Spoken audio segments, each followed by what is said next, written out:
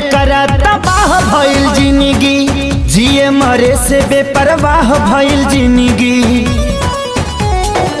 चाह में जेकरा तबाह भइल जिंदगी, जिए मरे से बेपरवाह भइल जिंदगी। जेकरा खातिर सब कुछ कइनी, ओकर नजर में बाबुर भइनी।